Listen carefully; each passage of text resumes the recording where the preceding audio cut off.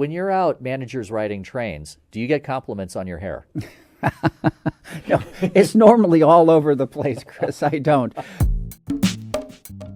And I'm now joined by BART General Manager Bob Powers. Bob, thanks so much for joining us on Hidden Tracks. My pleasure. My pleasure. So, Bob, you're an engineer by trade. A really interesting story even coming here. Worked in Baltimore and Seattle, then came to BART in 2012, as I understand, as an assistant general manager of planning, moved up the ranks, became GM in 2019. Talk about the challenges of leading such a complex organization that so many people in the Bay Area count on.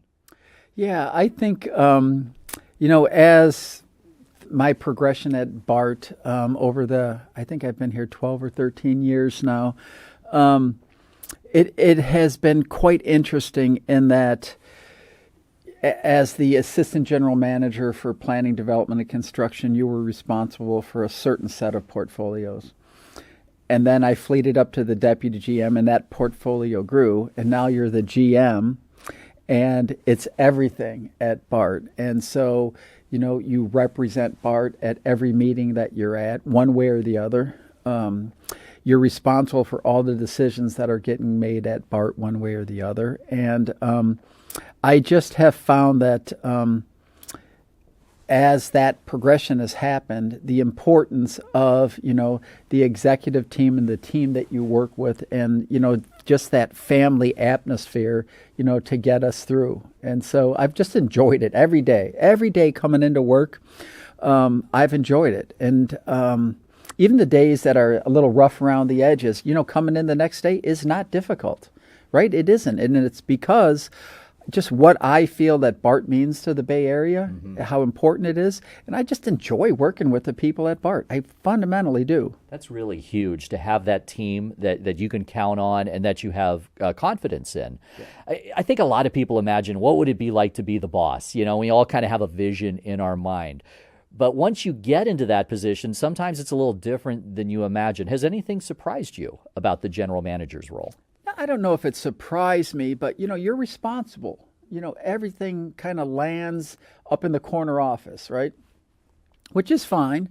But, I have found, maybe by trial and experimentation, how important it is to get regrounded. And regrounded is, there's a lot of discussions going on, whether they're technical or political or social, but, get back grounded into what our core mission, Chris, is safe, clean, reliable transportation. And so when all this other drama is going around that we're involved in, getting back out, talking to the train operators, talking to the station agents, getting out in the system, resets me and, brings my, drama level down. I'm like, okay, this is what we're supposed to be doing, That's why you're here. You get away from that noise to back to what matters for folks. And that really ties into managers riding trains, which you launched back in January of 2024. Tell me about that idea. How did it come about? It was something I had been thinking about how important it is for our managers to be out there in the system, and getting grounded in what their work is. If you're a planner, if you're a financial analyst, if you're the head of procurement, that's great, but you're doing it for a reason, right? And the reason is what we do, provide safe, clean, reliable transportation. And what better way to, kind of reinforce that is to get our managers out riding trains, and to see how we're doing. I grew up in the Bay Area riding BART. Since I've been at BART, I think riding the trains is so important because if I'm going to talk about our service, I need to live the service. I need to experience it. Do you feel that same way for the managers, that they really need, it's different to talk about it as opposed to, okay, here's what the riders are actually experiencing today. And candidly, some days can be better than others. Totally. I couldn't agree more, Chris. You have to experience what our riders experience if we are in fact going to improve the rider experience, right? That's what we're all about. And so what better way to do that than to know firsthand what their experience. If you were to ask me, the current challenges with the new fare gates, right? I wouldn't be able to answer that but for me being out in the system. I go out there, I stand at these fare gate arrays, and I watch, what's going on, how the customers are interacting with the fare gates, and where we need to kind of sand down the edges.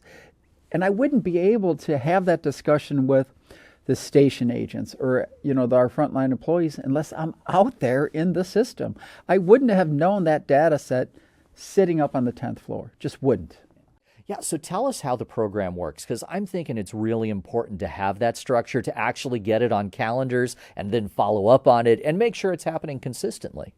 Yeah, so managers riding trains, I first started, what did we want out of managers riding trains? And there's there's different benefits of it. And certainly the one is, folks getting out in the system and knowing BART and being able to understand the rider's experience. But there's other benefits to it. And to maximize those benefits, which we can certainly talk about.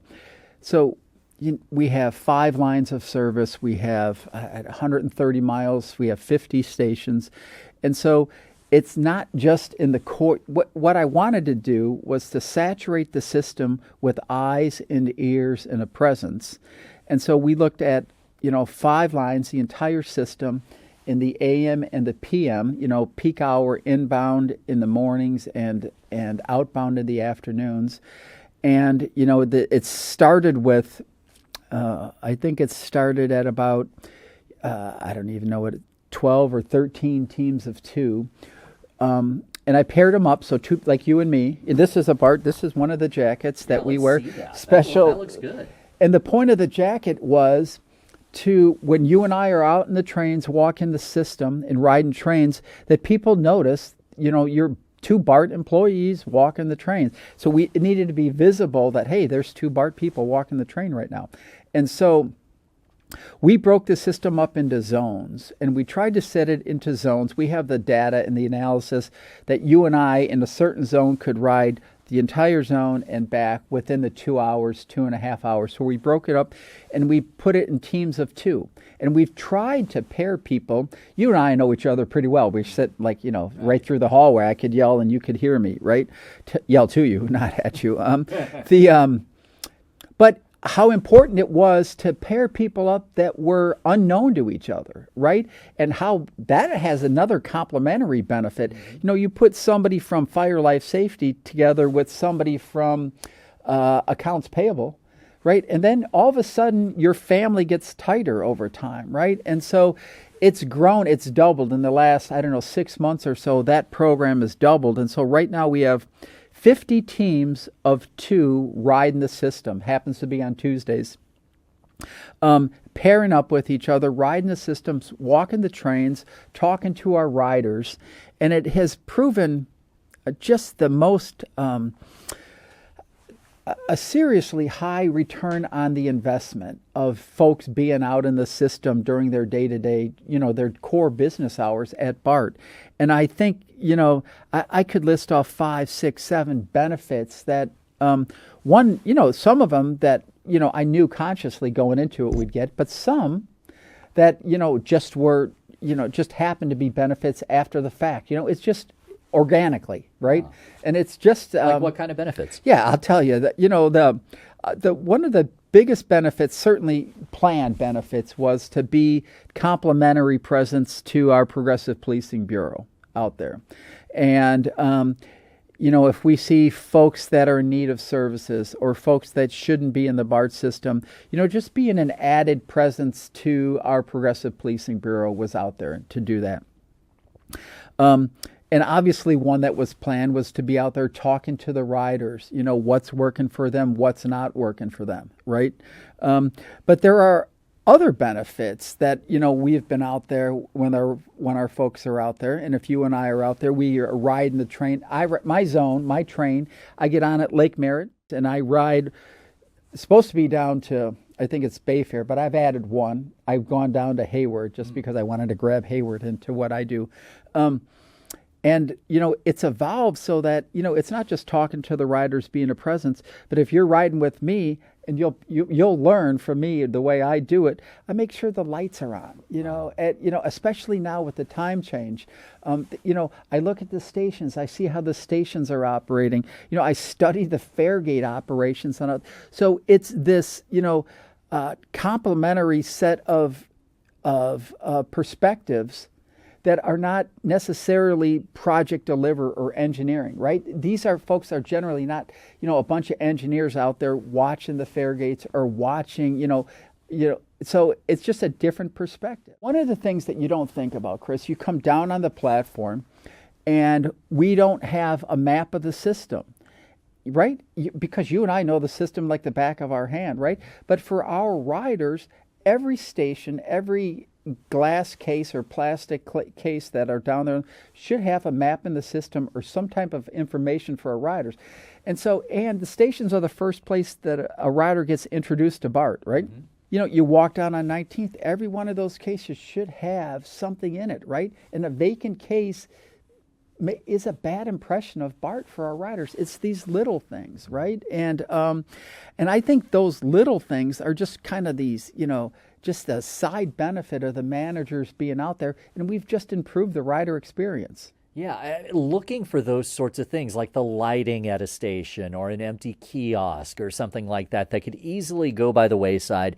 And people who may work at the station don't even notice it after a certain amount of time because they're just so used to it. But having that extra set of eyes out there, that just seems like a really, a very easy way to get some easy wins. Yeah, totally. It's, the analogy I use is, folks that are drafting up a memo to send to the governor's office, right?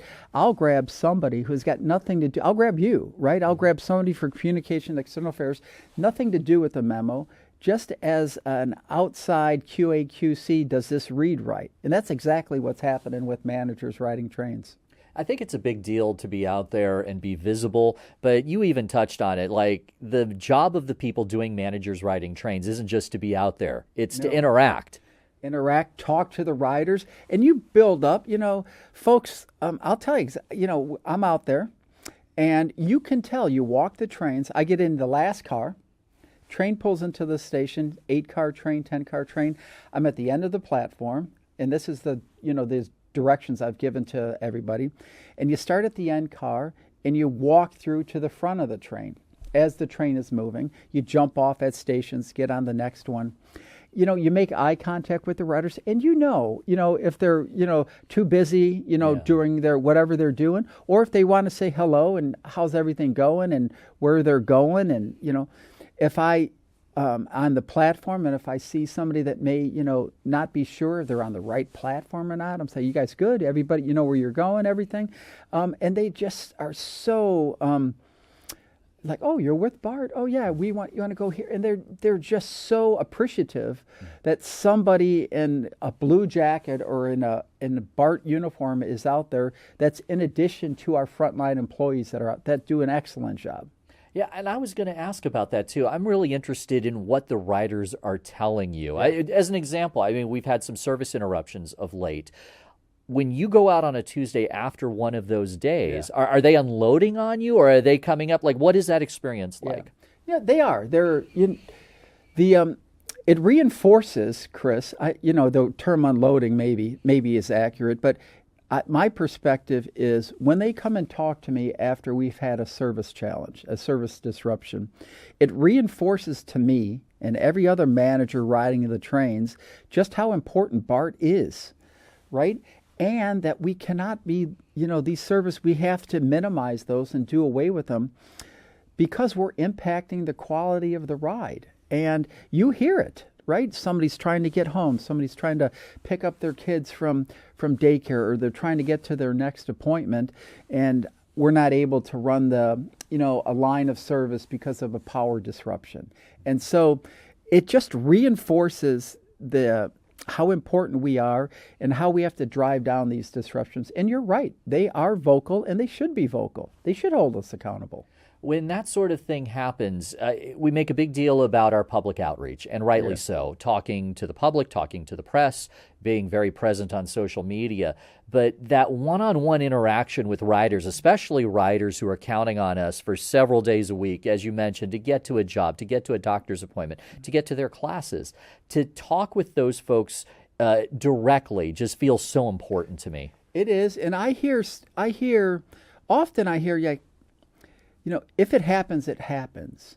But what they're more interested in, they're not, certainly they want us to minimize those instances, Chris. But what they really want to do is to get real-time information about the impacts and what their options are.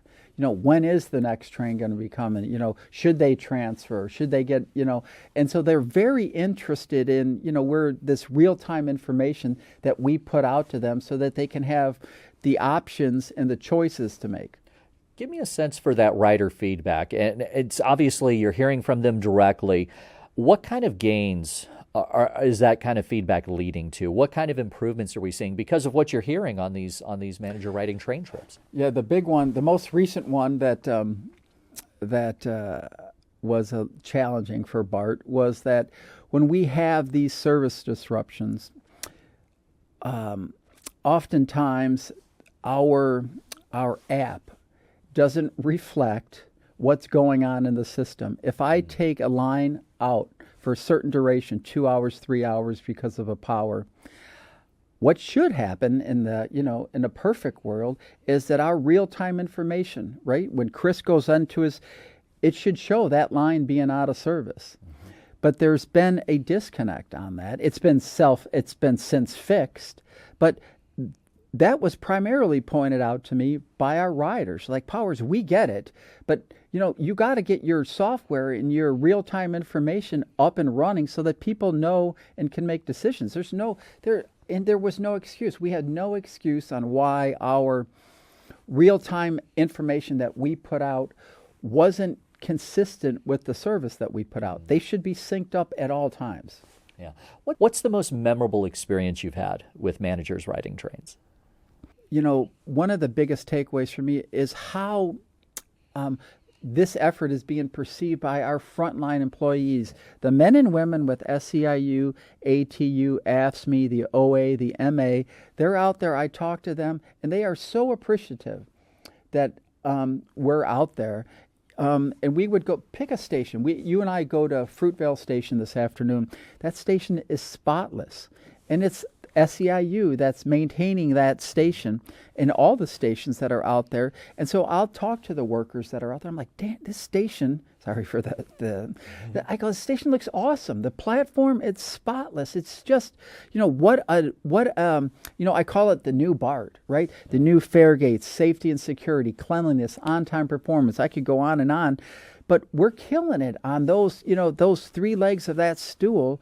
And talking to our frontline employees and getting their feedback is just, I guess that's probably one of the highlights that I've and it happens every time I'm out in the system. Yeah, as I understand, it's become known as Blue Jacket Tuesday. Blue Jacket so, Tuesday, I mean, but that really speaks to you're being noticed, Yeah. and it's not just a one-off. And I think especially in your position, anybody who leads a large organization, it's so easy to become out of touch Yep. and to not talk to folks that are on the front lines dealing with the customers every day. I would think that's a really important thing for you to stay grounded, but to also hear that real experience. And they know, they have day to day, hour after hour, what's working, what isn't working, right?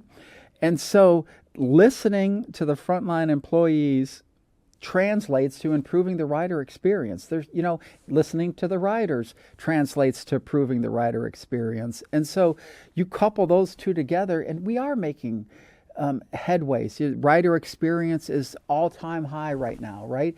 Our, crimes in the system is way down. I don't know if it's at an all-time low. I mean, considerably down. On-time performance is looking good. And I'm not by any stretch disrespecting that we've got to do away with these service disruptions. That's, unequivocal. They happen. We got to deal with them. We got to do better there. But if I could pull those out, we're doing pretty good. So I just got to pull them out and minimize them and then eliminate them. That's probably the core question. There's so much going right with BART, but given service disruptions, perhaps some riders are like, can I count on you? I need to get to work on time. What do you tell a rider like that? They can count on us, Chris. We are, 94, 93% passenger on time. Again, our cleanliness numbers, our safety numbers, we're rocking it there. We are taking drastic steps, I would say, in minimizing and reducing these service disruptions. It is, when I talk to our frontline employees and I do service awards and I'm in a group of 50 of, I make no qualms about it. It is our Achilles heel, right? We're doing so good, steps forward with the new BART, 4 or 5 steps forward, and then this disruption, and I'm back 3 steps, right? And then I got to regain ground. We would be so much further along without these disruptions. So we're really focused on minimizing those. How big of a deal is it to have so many managers and blue jackets out there, especially if it's been like a tough day recently? But just being out there and facing the public in terms of the credibility of BART. Maybe things didn't go exactly how we want it, but we're here to face the music. We're here to face our riders directly. How big is that in terms of our credibility in the Bay Area? It is at the core of our credibility. And I think at the core of the BART family, to the Bay Area is our commitment to transparency. If and when something, challenging in the system happens, we are very forward-leaning. We're taking it head on, and trying to course correct on that situation, remedy it, and put us in a position not to happen again. We don't hide from it. If something were to happen, we're out there in the system talking to our riders. It happened, right? It's unacceptable. We're trying not to let it happen again, but we're not hiding from it. I'll tell you that, not under my watch.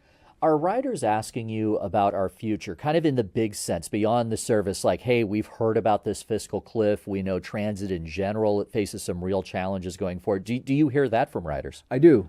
I hear that quite often. Again, it translates back to how important BART is into the region, and they're concerned about BART's fiscal position and about where BART's going. We had a pretty good discussion with the BART board yesterday about our upcoming budget process. So, and then I would say the riders are very sophisticated, and they quite understand, Chris, that in the Bay Area, public transit is a system, right?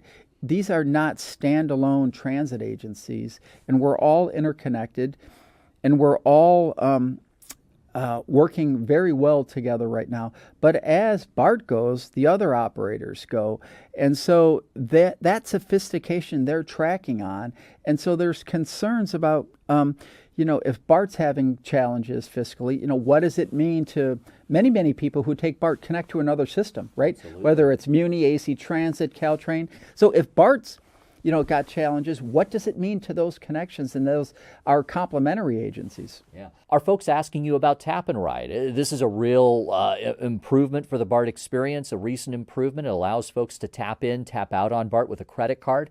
A big convenience, especially for travelers. Are you getting feedback on that? Feedback has been overwhelmingly positive, Chris. As I'm out in the system watching and learning, I knew about folks coming and paying with their credit card. If you and I we go to London, that's what we would do, right? Mm-hmm.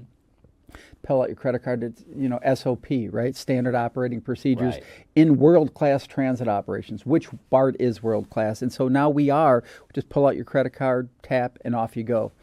But you don't think about it until you're out there watching the interaction with the riders. I was out at Embarcadero not too long ago and talking to folks that were coming in, and they're like, they had Clipper cards, but they hadn't loaded their Clipper cards. And they're like, I'll deal with that tonight. When they get home, they pulled out their credit card and tapped, and off they went. They made their train, they made their connection, right? And I'm talking to, the station agents are talking to riders that are at the Clipper vending machines. They're like, hey, you can just, pull out your credit card and tap. And they're like, what? yeah, we can do that. They're like, yeah, and off they go. And it really it's running around, 10 or 11% of all trips taken on BART right now are tap and ride. And we've had very few drama sets associated with that. And, BART was first, to go to this, tap and ride. But December 10th, every other operator in the Bay Area that's on the Clipper system, which is the vast majority, if not all of them, you will be able to use your credit card and tap and ride starting December 10th. And just what a difference that's going to make, right? Absolutely. And then we transition into Clipper 2. We have the Super Bowl coming in town. We have the World Cup soccer games coming in town. Just just a fundamental change in the rider experience. Yeah. And so next generation of Clipper is coming up. That's going to be a huge improvement for riders, allows discounts between different agencies. It is. The discounts from one system to the other system, riding out in all 27 operators. And what it's going to allow us to do after it gets up and running in December, we will be able to work with MTC on all these folks that want these passes, right?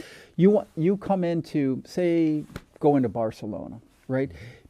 Get yourself a pass for a 3-day, ride transit anywhere in Barcelona, 3 days, let's do something like that at the airport, right? They could go on BART, wherever they want to go, and, these passes. And the Clipper 2 allows all of this creative thinking to, manifest itself in improving the rider experience. And that all starts, December 10th.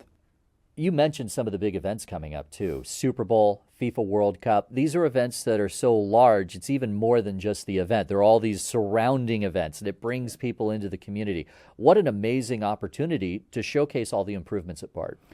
Yeah, not only at BART, but at public transit in the Bay Area. But I bleed BART blood, BART blue blood. You're wearing BART blue. But yeah, we're very proud. I am so proud of the new BART.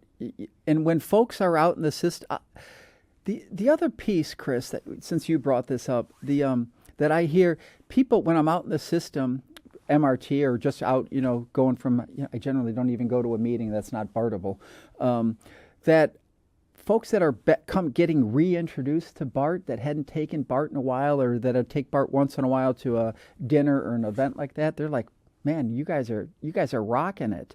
And it's just, it's a very proud feeling that folks are feeling like that. And I think with these events that are coming in, worldwide events, people coming from all over the world, staying for days and weeks, they're really going to enjoy the public transit in the Bay Area. So we've talked about all these lighter subjects. Let's get serious. All right. So how long have you been a deadhead? A long time. I'll tell you, Chris, it's crazy because I get into it so much that I don't listen to anything else, and I get it gets a little crazy, and I have all these playlists on my Spotify on different Dead shows that and I share them around a little bit with people, but I get into this groove. I'm like, man, I haven't listened to anything else in a long time, and I'm like, I better, do a little variety. Yeah. But, I listen to a lot of Dead, and I just, sometimes I say kiddingly, that concept is a force field around me and nobody can penetrate it, anyway. Yeah. Is there a Dead concert that you've been to that stands out in your mind? No, the ones that I gravitate toward, any Dead concert is a good it's a it'll change how you look at life. But, the ones that I listen to a lot, certainly 1972 was a good year. 1977 was a good year. But any year's a good year for a Dead show. I was listening to one from 84 last night, and I put 4 or 5 songs and I fell asleep to it, Nice. And so. Okay. Cool. There it is. Go team. Thank you for listening to Hidden Tracks, Stories from BART. You can listen to our podcasts on SoundCloud, iTunes, Google Play, YouTube, Spotify, and of course at our website at bart.gov/podcasts.